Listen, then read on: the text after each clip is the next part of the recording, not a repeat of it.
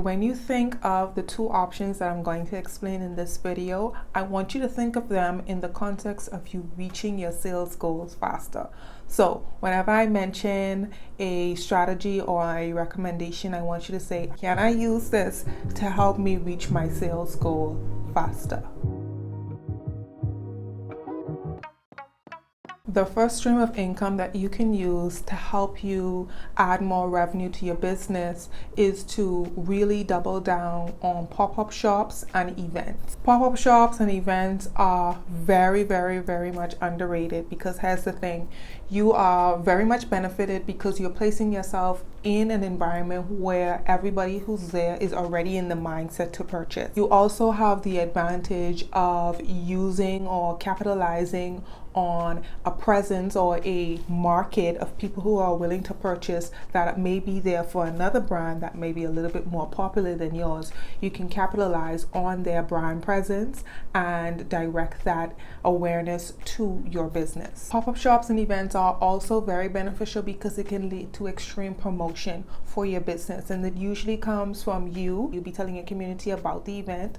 It will also be everybody else that's participating telling their communities about the event, and when they come, they have the opportunity of coming into contact with your business, and also the event host, whoever is putting on the pop-up shop, they too will also be doing their part to promote the event. So you get lots and lots of streams of promotion, and all of it can be redirected to your business if you maximize on it. And I'm going to give you some tips on how you can really maximize and capitalize on a pop-up in a few seconds. But the third benefit of a pop-up shop is that pop-up shops allow you to better explain and sell your products, especially if it's a product that has a benefit or a change. You can often sometimes sell your product better when you are in person. You guys, sales are made online and offline, and if you feel like you can close that sale in person, pop-up shops is definitely something that you should be researching and participating in, because at the end of the day, a sale is a sale, and if you can make that sale offline, definitely do it. Okay, let's talk about preparing for the pop-up shop and really maximizing on the pop-up shop once we get there. If you can decide on where it is you will be placed for the pop-up shop, I know sometimes the event host will tell you where you're going. In that case, you can't control that. But if you can, and if you have the option, you want to place yourself near the front of the pop-up shop or by an area where the attendees would have to pass frequently, and that may be the bathroom. For example, I was at a pop shop when I was at the bathroom area, and it wasn't a bad thing at all, because at the end of the day, people had to go to the bathroom, and as they passed, I was able to get their attention, and I knew people were going to have to still get there. And so that turned out to be a just as good spot as you being up front. So up front or in a spot where people are going to have to pass, or also if you are able to get next to a spot like that's stationary but draws a lot of attention. So for example, that can be the DJ, or it can be the host if the host is stationary, and if you could get next to that place, because that place draws a lot of attention, that would be a good way for you to maximize once you are at the pop-up shop. The second thing you can do to maximize being at the pop-up shop is to display your products vertically. And I know that this may be hard, but all you have to do is just get racks or stacks and show your products vertically, because depending on how the pop-up is laid out, people will be walking and there will be a lot of booths, or there will be distance, or there may not be much distance, but you setting and showing your products vertically will allow you to grab attention as people walk through the event. And it'll also draw attention from the attendees from a further distance. So imagine someone walking through a pop-up shop and they see your vertical stand or whatever it is you're doing from a distance, and they're drawn to you. That's something that's going to be beneficial for you at that pop-up shop. The third thing, and something that I've tested time and time again, is for you to stand up during the pop-up shop. Do not sit down ever. If you can help it, don't sit down. Let me say that. Standing up is going to be a much better effect versus you sitting down.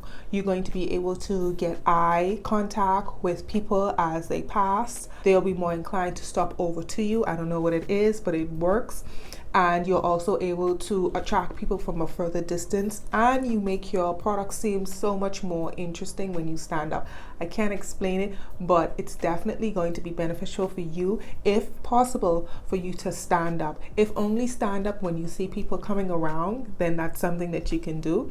But standing up definitely helps with commanding authority, especially if the pop-up shop is crowded, or even if it's not crowded, which is going to be better for you. Standing up is going to help you present yourself in a way that breeds credibility. It's going to get their attention, and it's going to, for some reason, give your business an air of distinction and draw people over to you. The fourth thing that you want to consider as you prepare to go to a pop-up shop is to attend pop-up shops where your ideal customer is going to be, obviously, but also feel free to attend pop-up shops where there's a crossbreed of your ideal customer. It doesn't necessarily have to be the people that you want to sell to, but if you can tweak your products or your offer, which we'll talk about in a second, in a way to match the event, and you can get some sort of cross sales, that will be good. So let's say, for example, you sell candles and you just sell candles. But if you go and you sign up for a bridal pop-up shop or a bridal show, bridal event, and you go and you sell your candles there, that still can work, because at the end of the day, yes, they're brides, but you can position your products in a way that's going to be attractive to them, maybe as favors for their bridesmaids or a part of the gifts that they offer at the wedding, or maybe you'll have an event planner that's there and they can possibly use your candles as part of the decoration on the table, and you can get in wholesale order. Things like that are still going to help you. So consider obviously attending pop-up shops where you know your ideal customer will be there, but also be willing to participate in pop-up shops where there's a crossbreed of possible customers for your product. The fifth, I think, point for pop-up shops and maximizing on them is to tweak an offer or create an offer specifically for your pop-up shop. You want to be able to have something that's exclusive if you can. If it's something that you can do for your business, you can do something exclusively for the pop-up shop, and you can use that in your promotion when you're telling people about it, and you can use it as a sales point when you engage with people that come up to your business. You can literally say to them, for you specifically, or only available at this pop-up shop, here's my X, Y, and Z offer. So that's something that you can consider as well, making a dedicated promotion or an offer specific to the pop-up shop. And like I said, with the other example of being in a bridal show, you can just simply tweak the position of your product. And that's what I mean by position. If you're part of the Business Girl community on Instagram, you know I talk about positioning.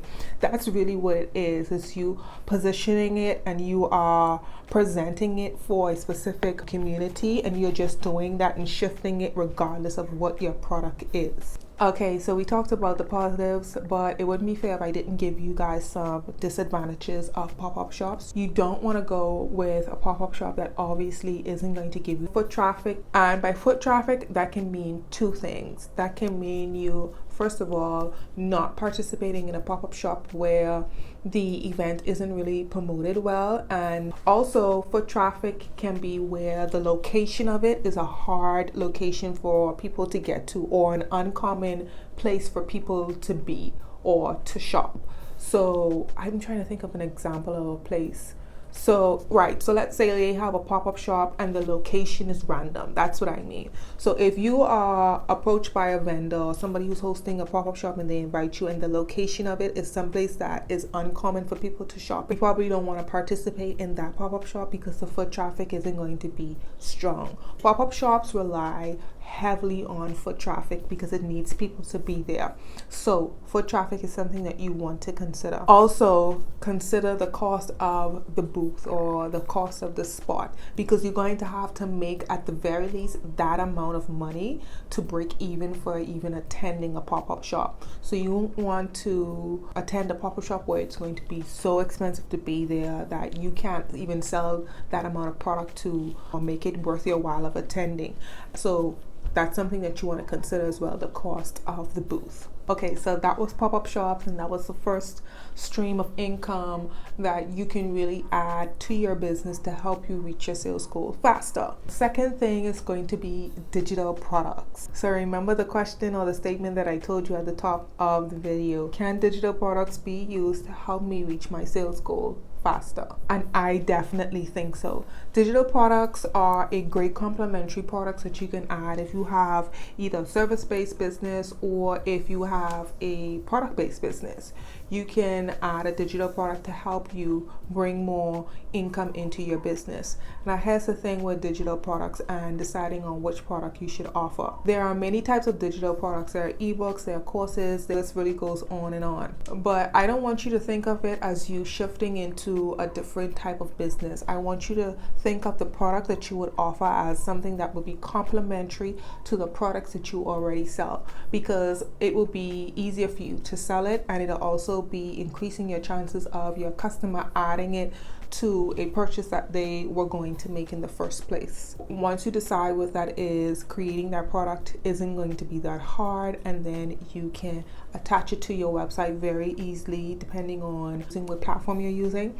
If you're using Shopify, you just add an app and you can add a digital product to your store. Digital products work even better for service-based business owners. So lash techs or estheticians or hairstylists, all of those professions and service-based businesses are going to be very much in a good position to add digital products to their business, and a way to say, okay, I made $500 this month strictly from my digital products, and that is on top of the services that I offer. So that's how I want you to think about this, because this is all about adding an additional stream of income into your business so you can hit your sales goal faster. The digital product space is estimated to be worth about $374 billion by 2026. So it's definitely something that you should consider and something that can help you reach your sales goal faster. You guys, these are just 2 ways that you can add income to your business. Remember, I said, think of these options as you saying to yourself, can I use this blank strategy as a way to increase the sales in my business, as a way to help me reach my sales goal faster? And these are just 2 of the many, many, many ways that you can increase your income in your business and hit your sales goals faster. I'll also leave in the description box below a link to my Business Girl Marketing Roadmap, and a part of it is where I break down strategies used by big brands to help them hit their sales goal faster, and I break down explanations as to how you can implement these strategies into your business. So if that's something that you're interested in, I also recommend that you check that out. That'll be in the description box below. Okay, you guys, let me know your questions or concerns about any of the recommendations that I offered today. I know this is something different. If you have any questions about any of them, go ahead and leave them in the comments below and I will respond back to you. You can check the link in the description box, like I said, for any of the resources that I mentioned, and I'll link a video here on the screen that I think you would like, and I'll see you there.